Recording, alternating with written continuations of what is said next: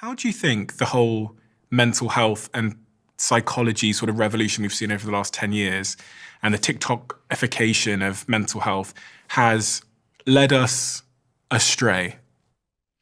So I think there are some things that are good about it and some things that are problematic. So I think the really good thing about it is that there is a lot more awareness of mental health. So we now realize, so what I used to see about 10 years ago, right, when I was seeing patients is like people would come in and they would not realize that this is a problem that can be fixed. So people would come into my office and they'd say, I'm a loser.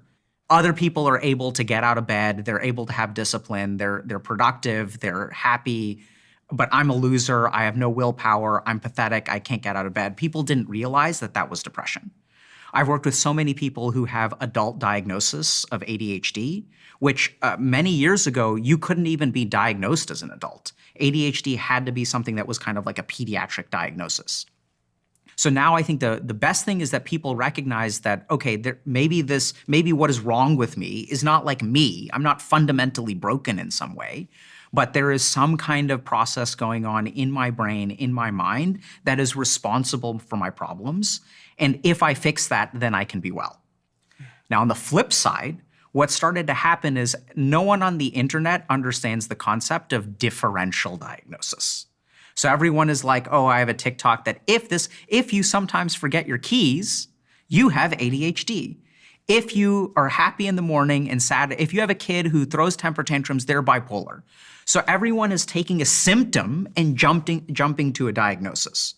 Whereas like literally half of what we learn in med school and what we do as doctors is everyone thinks it's about treatment. It's about differential diagnosis. It's about understanding that if you lose your keys, there are all kinds of reasons for that. If you have difficulty getting out of bed, maybe it's depression, maybe it's trauma, maybe it's ADHD, maybe it's anemia, maybe it's obstructive sleep apnea.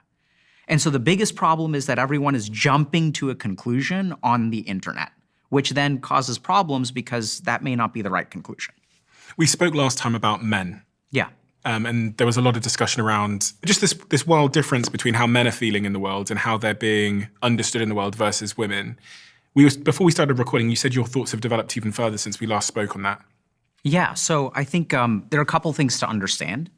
So the first is that if you're a man who's struggling in the world today, we as men assume that if we're struggling, we need to fix something on the outside, right? So if I am not making enough money, the answer to that is to get some additional certification or become more productive, maybe use some kind of supplement. So that men are fundamentally different because we are conditioned, and this could be somewhat biological, but it's certainly societal, to solve our problems externally. But the one overwhelming thing that I've learned about men is that, if you're a man who wants to get better, 90% of what you need to do is not outside of you, it's actually inside of you. But this is not where men look, right? We think like, okay, I need to get this kind of car, I need to get sexier, I need to be able to bench twice as much. So we always look to things outside of ourselves. But in the majority of the work that I've done with men, really the work that they need to do is internal, but we're not taught how to do that. There's a really great example of this. So if you look at the top 1% of earners versus the top 10%. So the top 10% of earners on the planet have a higher IQ than the top 1%. The people who actually make the most money have a lower IQ than the quartile right underneath them. And the big difference there is that people in the top 1% have a very high EQ. So we grossly underestimate the capacity to control oneself. And if you really want to achieve the most in life, that's what you really need to focus on. And the more that I work with men, this is basically what I teach them, and the outcomes that I see are amazing. Right? We're talking like on the worst end. I worked with a 32-year-old guy who started using drugs when he was 13 years old, polysubstance use, mostly opiates and heroin. So at the age of 32, no job, not living on the street, crashing with his girlfriend. And then within a span of 4 years, this guy became a therapist himself, had a stable income, got married, and published his first dystopian fiction novel. So we're talking about a 4-year span of like being literally a heroin addict to, being a published author and like having a stable, fulfilling relationship and job. And all of that work is like internal. It's about understanding the way that you work, understanding the way that your brain works, and learning how to control yourself. Is that the same for women, though? Because I've got women friends who are same age that are really, really struggling, they're not doing heroin or drugs or anything like that, but the objective sort of situation of their life is they're so far from all of their goals, no partner, feeling lonely, unhealthy, and seemingly out of control. Yeah, so I've worked with plenty of women for whom that is a problem as well. But I think if we look at on average, right? So remember that like within any population of men and women, there's going to be more variance between women than there is between men and women. Sure. So absolutely the case for a lot of women. I think the big difference is that a lot of the tools that we have were sort of designed with women in mind. A great example of this is like psychotherapy or talk therapy. So if you look at the gold standard of how we process our emotions, it's verbally. Now, the studies actually show that if you look at like estrogen has a very, very interesting effect on awareness of your internal emotional state and the ability to articulate your internal emotional state. So as estrogen rises, you literally feel emotions more. So this is why women will have problems like premenstrual dysphoric disorder, PMS. When there are these hormonal fluctuations, it's not that we should treat them poorly or anything like that, but they actually literally feel emotions in a more intense way because of the fluctuations in their estrogen level. So I know it's like that's like scientific fact. It's not like it's not good or bad, right? It's just something that's a fact. So the higher your estrogen is, the more emotional awareness you'll have. So there are some biological factors, and then there's also like if you look at the way that women are conditioned, they're conditioned to be good listeners, to provide emotional support for the men around them. And so they're a lot better at verbal fluency. Like that's not even related to emotions. You can look at, boys and girls who are 8 years old. Girls will have a higher level of verbal fluency than boys do at the age of 8.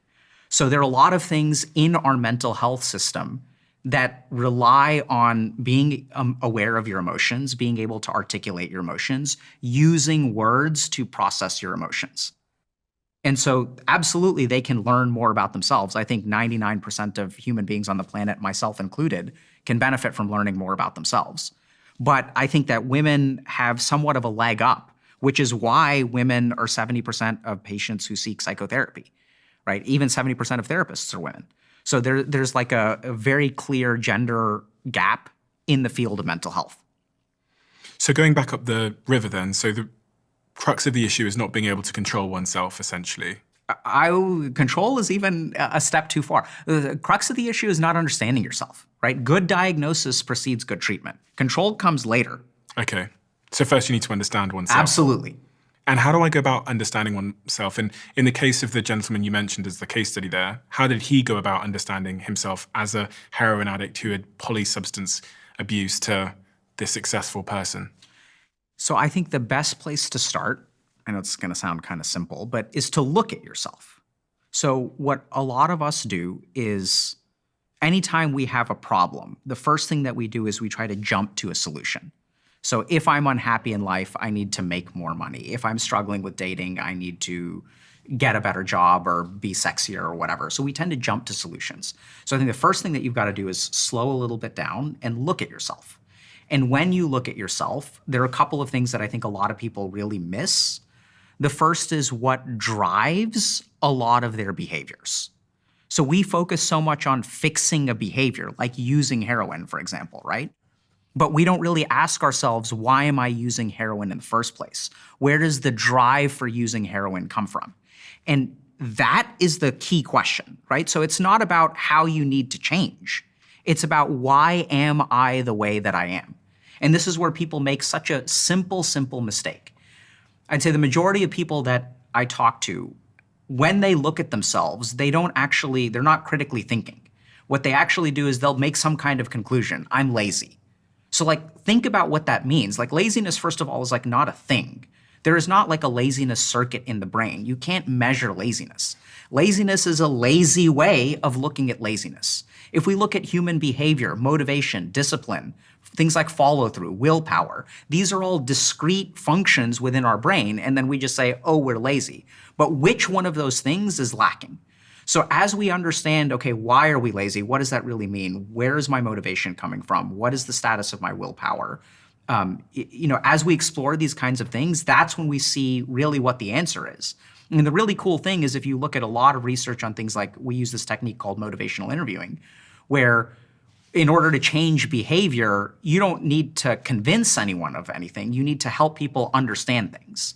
And once a human being understands something themselves, they will automatically change behavior, right? If I tell you, hey, Steven, don't touch that pan, it's hot, and you touch the pan and you burn yourself, you won't listen to me. But the moment that you touch it and you get burned, suddenly your behavior will change on its own. We learn through experience. But if you look at the way that most people try to solve their problems, it's not through experience, it's through information. Oh, I have a problem, let me buy a book. I have a problem, let me listen to a podcast. Let me watch a YouTube video. And this is what we see, right? There are literally millions, if not tens of millions or hundreds of millions of people out there who are gaining a lot of information about change, but aren't actually changing. It's wild. Why is that? There's quite a complex psychological thing, because there's a certain type of person who is like a self-development junkie, but they never self-develop. Yeah.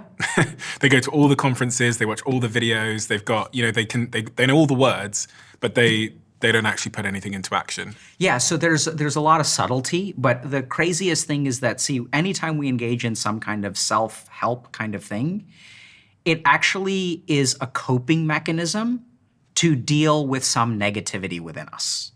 So let's say that I feel like I'm lazy. So then my mind looks at me and says, okay, I'm lazy, I need to do something about it. And then it's really tricky, right? Because your brain sees two options. One is that I can do something hard, or the other is I can do something easy. And we have to understand this. The brain has evolved to be lazy. The brain has evolved, laziness is efficiency. We want to get the most yield out of the smallest investment. So then what happens is our brain is like, okay, I could like go to the gym, or I could watch a video about working out. And if I watch a video about working out, I will be more efficient when I go to the gym.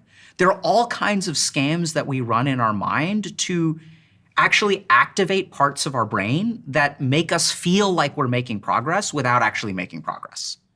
That's how you become a self-development junkie or self-help junkie. If you love the Diary of a CEO brand and you watch this channel, please do me a huge favor. Become part of the 15% of the viewers on this channel that have hit the subscribe button. It helps us tremendously, and the bigger the channel gets, the bigger the guests.